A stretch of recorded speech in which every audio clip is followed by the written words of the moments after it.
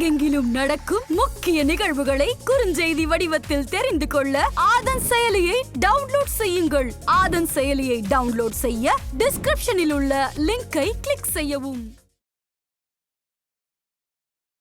டீனேஜ்ல வரக்கூடிய பசங்களுக்குலாம் பிரச்சனைகள் அப்படிங்கிறது ரொம்ப அதிகமா இருக்கு. தாத்தா பாட்டி சொத்து உனக்குன்னும் போது தாத்தா பாட்டி அப்பா அம்மா செய்த நல்லது கெட்டதும் குழந்தைகளை பின்தொடரும். இதுக்கான பரிகாரங்கள்னு ஏதாவது? சந்திர பகவானை பிடிக்கணும் ஃபர்ஸ்ட். நான் எந்த குழந்தைங்களுக்குமே ஸ்டோன்ஸ் நான் சஜஷன் கொடுக்க மாட்டேன். யோகா வந்துட்டு பெஸ்ட் ரெமெடி. உங்களுக்கு டெய்லி ஒரு ½ hour வந்துட்டு யோகா கிளாஸ் அனுப்புங்க. இது போல பசங்க வந்துட்டு நெகட்டிவா போறாங்கன்னா அந்த குழந்தைங்களுக்கு வந்துட்டு கொஞ்சம் பச்சை கலரை ஜாஸ்தி கொடுங்க. எல்லோ ஷேடு இருக்கிற வந்துட்டு ரிலேட்டட் ஐட்டமா கொஞ்சம் ட்ரெஸ்ஸா இருக்கட்டும், அவங்க யூஸ் பண்ற பேக்கா இருக்கட்டும்.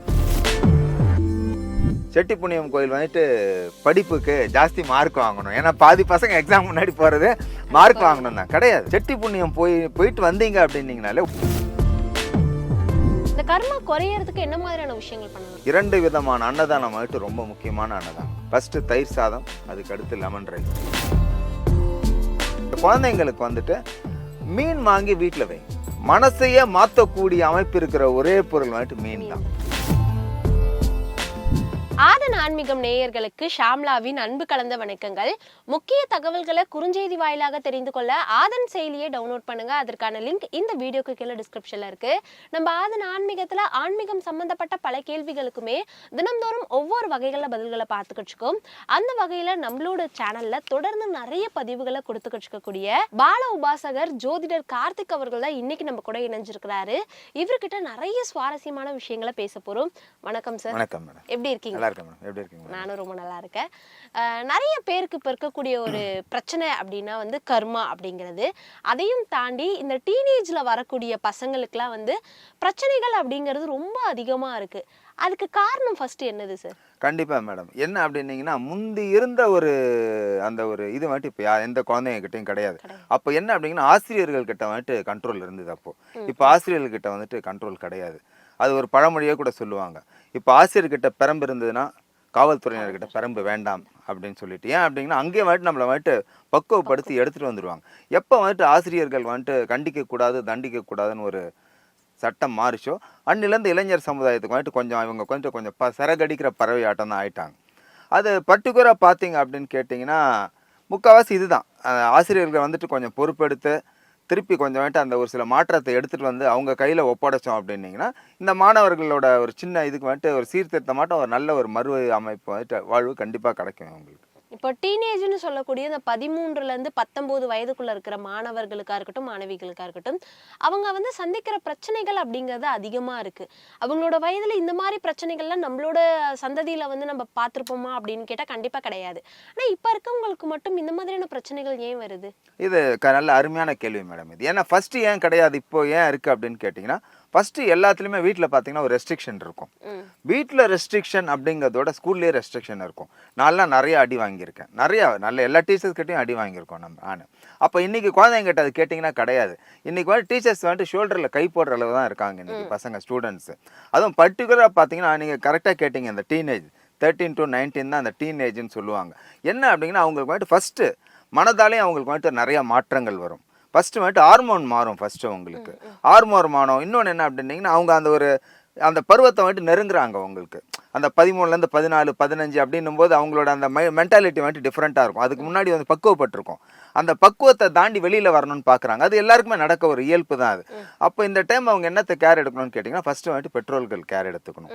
அடுத்து என்ன அப்படின்னா வகுப்பு ஆசிரியர்கள், தலைமை ஆசிரியர்கள், வகுப்பு ஆசிரியர்கள். அதுதான் நான் ஏற்கனவே சொன்னேன்னா என்ன காரணம், இதுக்கு முதல் யார் காரணம் அப்படிங்கன்னா நம்ம ஸ்கூலில் இவங்க பொறுப்பாக கவனித்து பொறுப்பாக ஸ்டெப்ஸ் எடுத்து பார்த்துட்டாங்க அப்படின்னு சொன்னீங்கனாலே இதுக்கு கண்டிப்பாக ஒரு தீர்வு கிடைக்கும். நம்ம இன்றைக்கி அதான் சொல்லிட்டோம், ஸ்கூலில் கண்டிப்பு கூடாது அப்படின்னா ஒரு சில சட்டம் வந்துடுச்சு. அப்போ இதுக்கு யார் முக்கியத்துவம் கொடுக்கணும் அப்படின்னு கேட்டால் பெற்றோர் தான். ஸோ நிறைய பெற்றோர் அதை பார்க்கறது ஒரு பெரிய இஷ்யூவாகவே எடுத்துக்கிறது இல்லை. ஒரு கொஞ்சம் ஸ்டேஜ் தாண்டின உடனே பயப்படுறாங்க. என் பையன் இப்படி ஆயிட்டானே, என் குழந்தை இப்படி மாறிடுச்சு, தடம் மாறி போகுது, இப்படி போயிடுது. என்ன அப்படின்னா இன்னைக்கு அதுக்கு தகுந்தா போல வந்துட்டு மீடியாவும் நிறையா அவங்களுக்கு சப்போர்ட் பண்ணுது. அன்னைக்கு வந்துட்டு நமக்கு வந்துட்டு 30 வயசுல தெரிஞ்ச விஷயம் வந்துட்டு இன்னைக்கு 13 வயசு குழந்தைக்கு தெரியுது.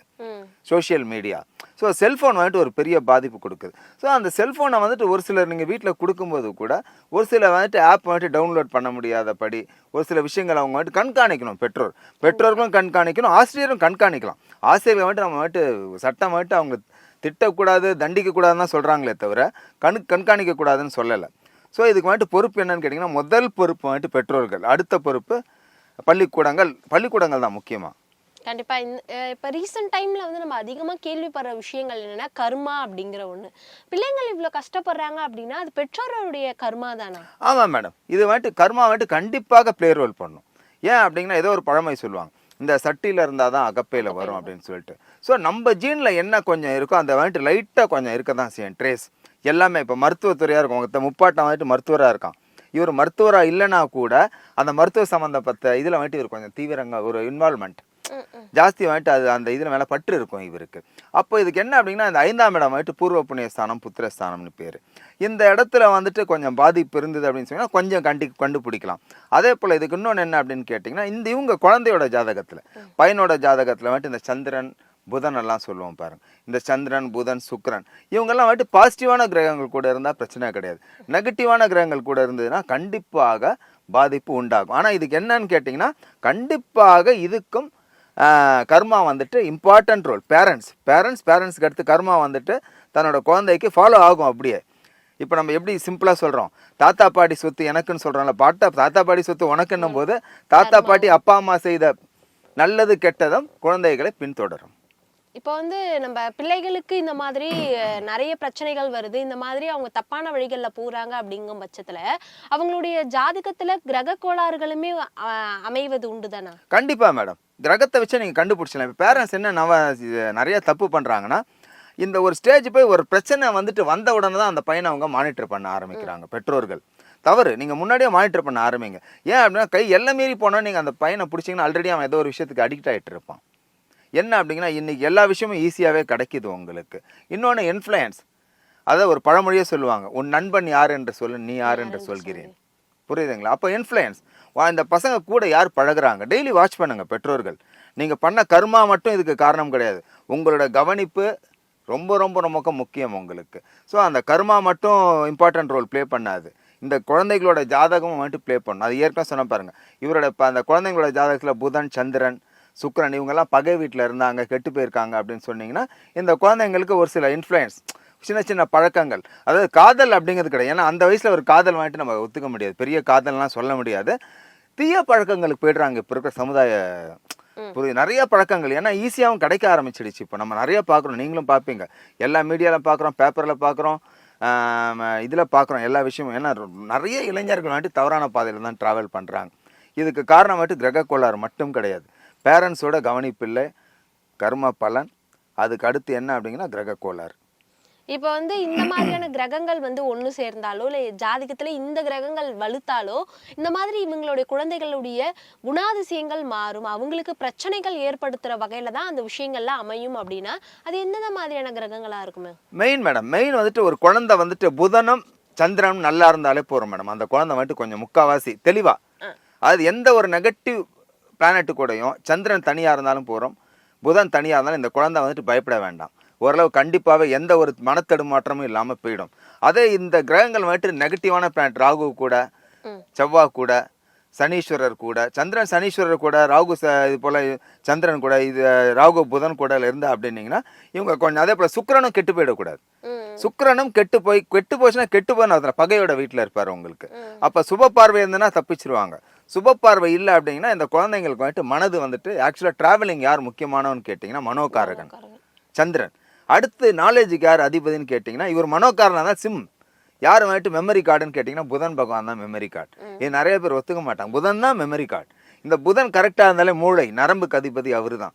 சரி இருந்தாலே இந்த குழந்தைங்க நீங்கள் ஈஸியாக கண்டுபிடிச்சிடலாம். அப்போ நீங்கள் வந்துட்டு நீங்கள் தெரிஞ்சுக்கோங்க பேரண்ட்ஸ் ஃபஸ்ட்டு. நீங்கள் வந்துட்டு பையனுக்கு வந்துட்டு ஒரு பிரச்சனை ஆன உடனே ஜாதகத்தை தேடிட்டு வராதிங்க. நீங்கள் குழந்தைங்கிட்ட சொல்லணும்னு அவசியம், முன்னாடியே ஒரு ஓரலாக பார்த்துக்கோங்க. இந்த குழந்தை வந்துட்டு எந்த ஏஜில் வந்துட்டு ஸ்கிப் ஆகாம், எந்த ஏஜ்லேயும் இவனுக்கு வந்துட்டு கான்சன்ட்ரேஷன் நம்ம பண்ணணும். ஸோ இது யார் முக்கியமான பிளானட் அப்படின்னு கேட்டிங்கன்னா ஃபஸ்ட்டு வந்துட்டு சந்திரன், நெக்ஸ்ட் புதன், அதுக்கு அடுத்து சுக்கிரன். கண்டிப்பா. இந்த மாதிரி நிறைய குழந்தைகள் வந்து இப்ப பிரச்சனைகள்லாம் இருக்காங்க. இப்ப அவங்கலாம் வெளியே வரணும், இந்த மாதிரி உங்களுக்கு ஒரு தீர்வு வேணும் அப்படின்னா பெற்றோராகிய நீங்க இதெல்லாம் பண்ணுங்க அப்படின்னா நம்மளோட நேயர்களுக்கு என்ன சொல்வீங்க? இல்லை மேடம், ஆக்சுவலாக பெட்ரோல் வந்துட்டு என்ன தவறு பண்ணுறாங்க அப்படின்னா ஃபஸ்ட்டு வந்துட்டு கவனிக்கிறது இல்லை. இன்றைக்கி வந்துட்டு இயந்திர வாழ்க்கை தான் ஆயிடுச்சு உங்களுக்கு. அதாவது பேரண்ட்ஸ், அப்பாவும் வேலைக்கு போகிறாரு, அம்மாவும் வேலைக்கு போய் என்ன வேணால் வேலைக்கு போங்க. பசங்க வந்துட்டு என்ன செய்கிறாங்க அப்படிங்கிறத நீங்கள் பாருங்கள். ஆக்சுவலாக நம்ம மற்றதுக்கெலாம் பார்க்குறோம். பூர்வ புண்ணியஸ்தானம், புத்திரஸ்தானங்கிறது வந்துட்டு ரொம்ப சின்ன விஷயம் கிடையாது, ரொம்ப இம்பார்ட்டண்ட்டான பிளேஸ்.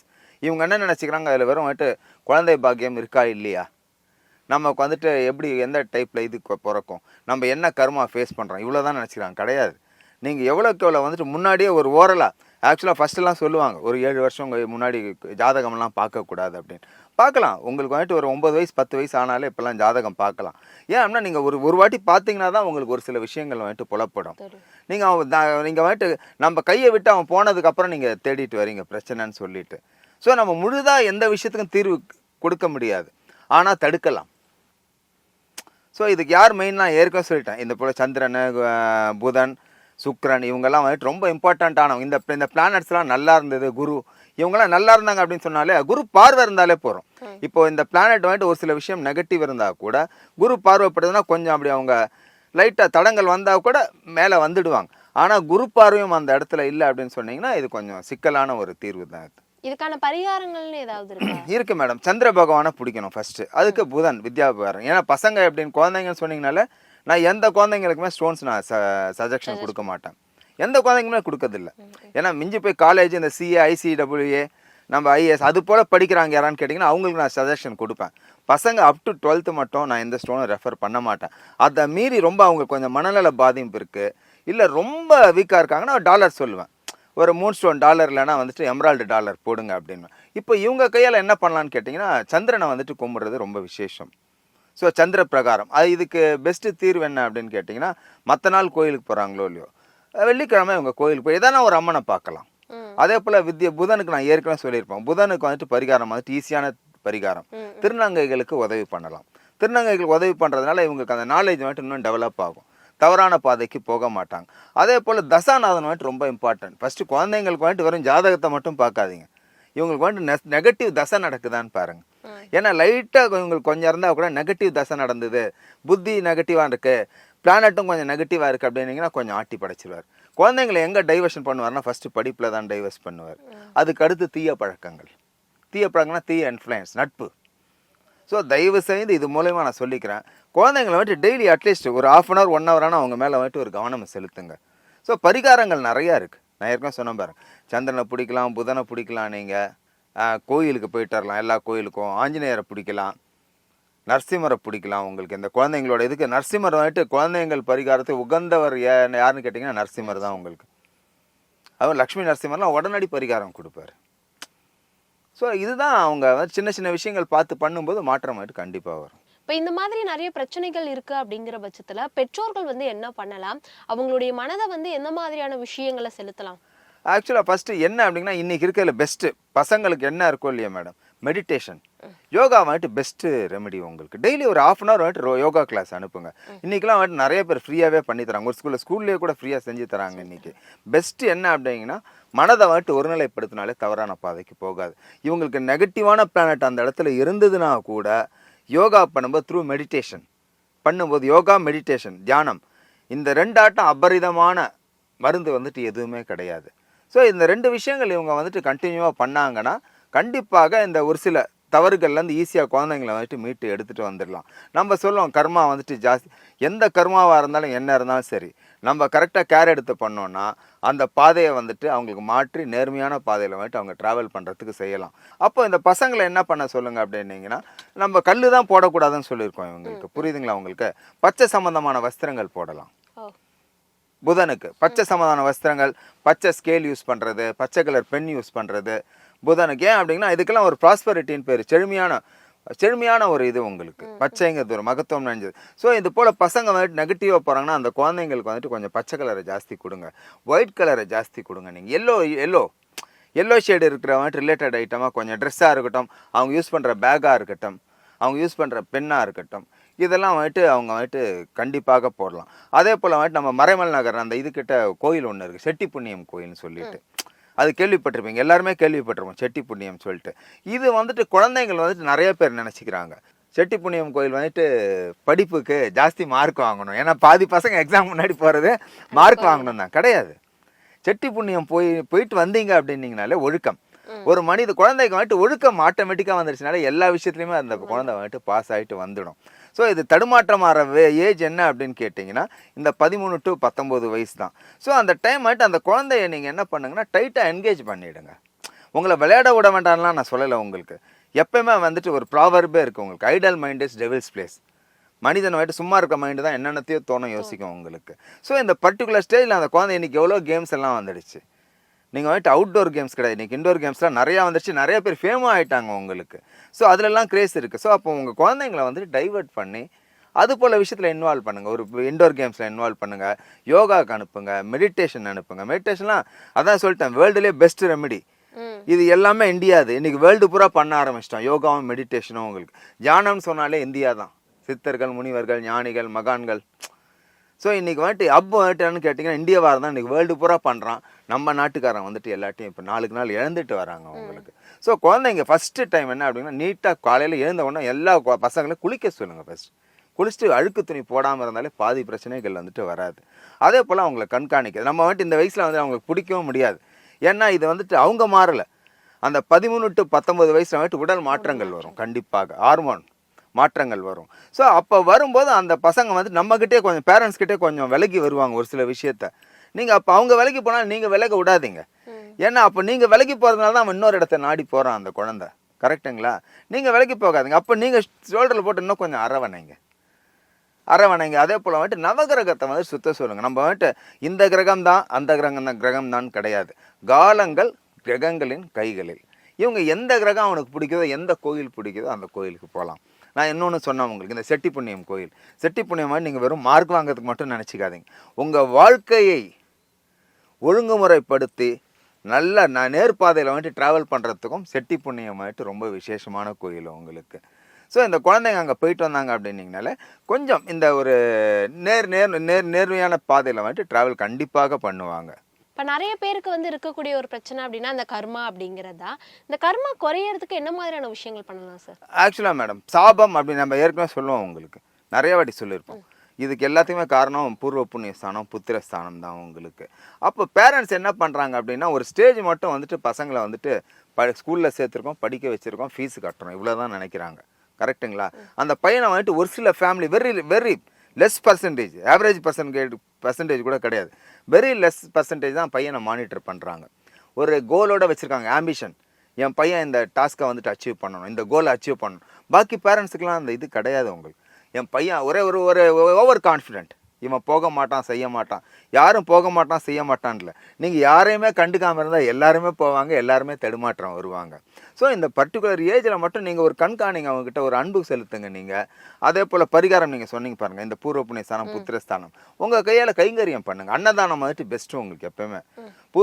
புண்ணிய ஸ்தானம் வந்துட்டு உங்களுக்கு வீக்காக இருக்குது அப்படின்னீங்கன்னா பசுமாட்டுக்கு வந்துட்டு தானம் கொடுக்கலாம், பசுமாட்டுக்கு தீவனம் கொடுக்கலாம். சும்மா எல்லாருமே நம்ம ஏற்கனவே சொல்லியிருப்போம், வெறும் அகத்திக்கீரை வாங்கி கொடுக்குறாங்க, வேண்டாம், தீவனம் கொடுங்க, பசுமாட்டுக்கு தீவனம் கொடுங்க, சப்பாத்தி கொடுங்க. அதே போல் அன்னதானம் வந்துட்டு நான் நிறையா வாட்டி சொல்லியிருப்பேன். உங்களுக்கு கர்மா தீரணம் அப்படின்னீங்கன்னா 2 விதமான அன்னதானம் வந்துட்டு ரொம்ப முக்கியமான அன்னதானம்.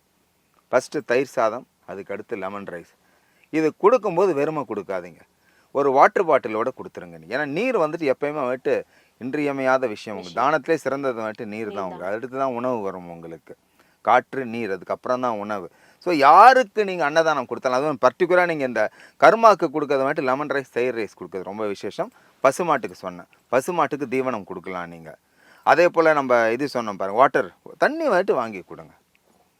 இது நீங்கள் கொடுக்க உங்கள் கர்மாவோட பலன் வந்துட்டு வரும். இன்னொன்று என்ன அப்படின்னு கேட்டிங்கன்னா, நீங்கள் நீர்நிலையெல்லாம் இருக்குது பார்த்தீங்களா, நீங்கள் சந்திரன் நம்ம சொன்ன இந்த குழந்தைங்களுக்கு வந்துட்டு மீன் வாங்கி வீட்டில் வைங்க.